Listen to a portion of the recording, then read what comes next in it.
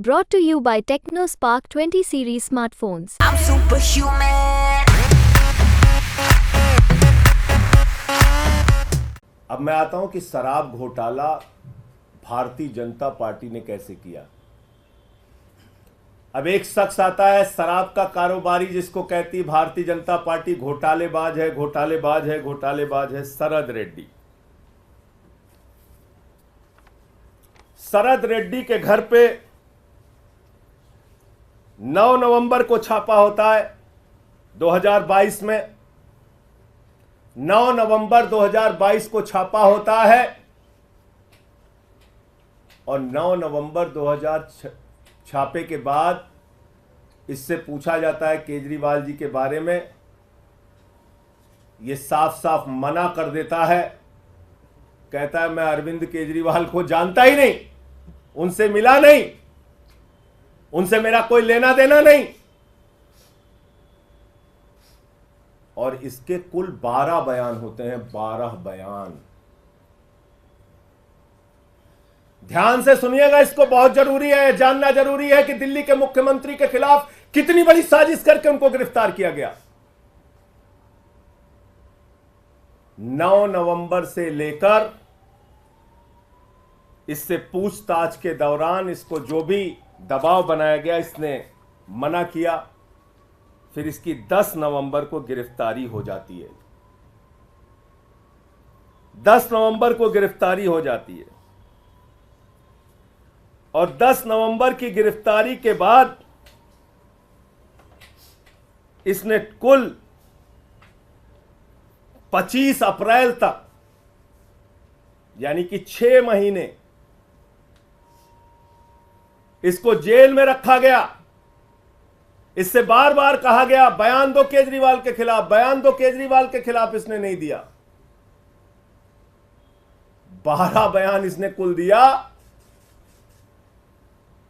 और 6 महीने के बाद जब इससे कहा गया बयान दो वरना जिंदगी जेल में सड़ जाएगी, बयान दो वरना जिंदगी जेल में सड़ जाएगी। अब वो कोई संजय सिंह तो है नहीं, वो शरद रेड्डी है, टूट गया। 25 अप्रैल को उसने केजरीवाल के खिलाफ बयान दिया।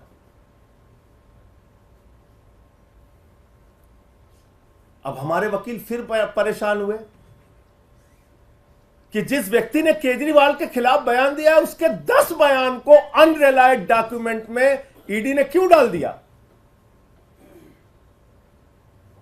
उन्होंने फिर कोर्ट में एप्लीकेशन लगाई, जांच के आदेश मिले। हमारे वकील गए, उन्होंने देखा, ईडी के दफ्तर में जांच के आदेश मिले, वकील गए, उन्होंने देखा, सारे 10 के 10 बयान पढ़े, वकीलों के होश उड़ गए।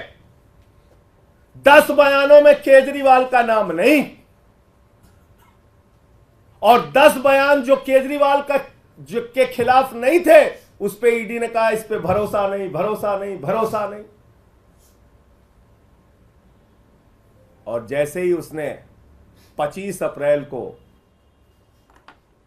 अरविंद केजरीवाल के खिलाफ बयान दिया, उसकी बेल हो जाती है, उसकी बेल हो जाती है।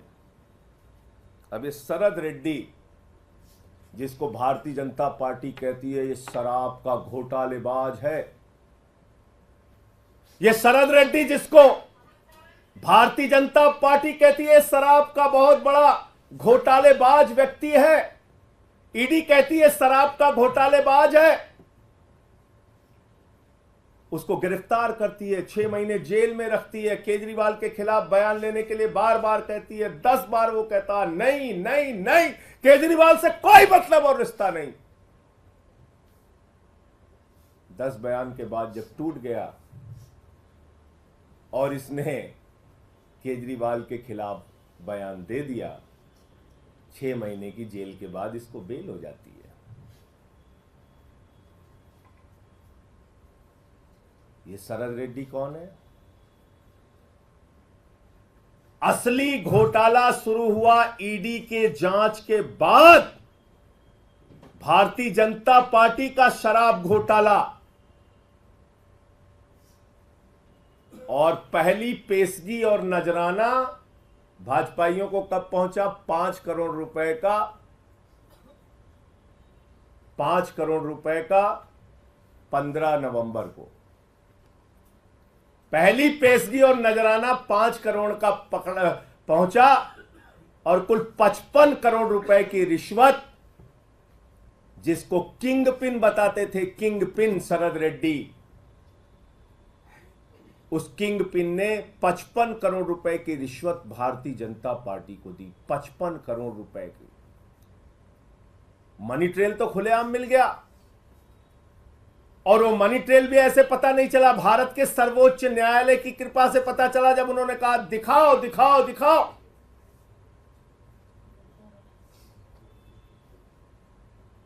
तो 21 मार्च को शाम को 6:50 पे मजबूरी में सारे डिटेल डालने पड़े वेबसाइट पे, बताना पड़ा कि ये शरद रेड्डी है शराब का घोटालेबाज, किंग पिन जिसको कह रही थी ईडी।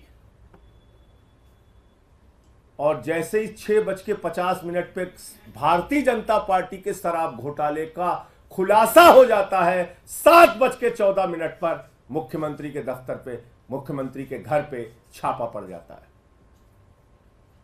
क्योंकि आप मीडिया में चर्चा करते हैं, आम आदमी पार्टी मुद्दा उठाती कि भाई शराब का घोटाला तो बीजेपी ने किया है। 21 मार्च को शाम को 6:50 पे इसका खुलासा हो जाता है।